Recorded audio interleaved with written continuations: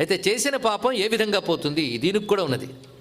అయ్యా ప్రాయశ్చిత్తం ముందుటి పాపానికి, కనుక ముందు పాపం చేసేద్దాం, తర్వాత ప్రాయశ్చిత్తం చేసుకుందామని కొందరు సిద్ధమైపోతారు. ఇదేమైనా బాగుంటుందండి?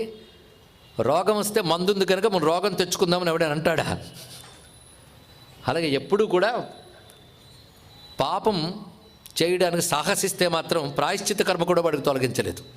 ఎప్పుడైనా పాపం చేశాను తెలుసో తెలియకో అని తెలుసుకుని ముందు కావాల్సింది పశ్చాత్తాపం. అయ్యో తప్పు చేసేనని బాధపడాలి. అప్పుడు చేసిన పాపంలో పావు భాగం పోతుంది. గుర్తుపెట్టుకోండి, లెక్క కూడా ఇచ్చేసిన శాస్త్రం.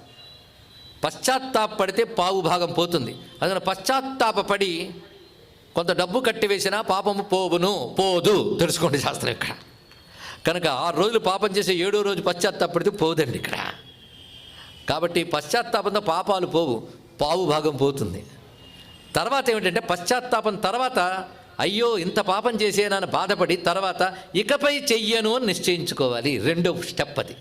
ఇకపై చెయ్యను అనుకుంటే మరొక పావు భాగం పోయింది. కొందరు పశ్చాత్తాపడుతుంటారు, మళ్ళీ చేసేస్తుంటారు. చిచి ఎంత తప్పు చేశానండి అంటాడు, ఇక చెయ్యడేమో అని మనం అనుకుంటాం. మళ్ళీ రేపు వాడు రెడీ. బలహీనతలు అలా ఉంటే ఏం చేస్తాం? కనుక ఇకపై చెయ్యను అని నిర్ణయించుకున్నాక వాడికి ఇంకా పోయే ఆ నిర్ణయమే సగం మరో పావు భాగం తీసేసింది. ఆడ తర్వాత ఏంటంటే సత్కర్మను చెయ్యాలని నిర్ణయించుకోవాలి. నేను ఇంకా సత్కర్మ చేస్తాను నిర్ణయించుకుంటే మరో పావు భాగం పోయింది. ఎంత పోయింది? 30. సత్కర్మలు ఆచరించాలి, అప్పుడు మిగిలిన పావు భాగం కూడా పోయిందండి అన్నాడు. ఇది పాపాన్ని పోగొట్టుకునే పాప నిరసన ప్రక్రియ.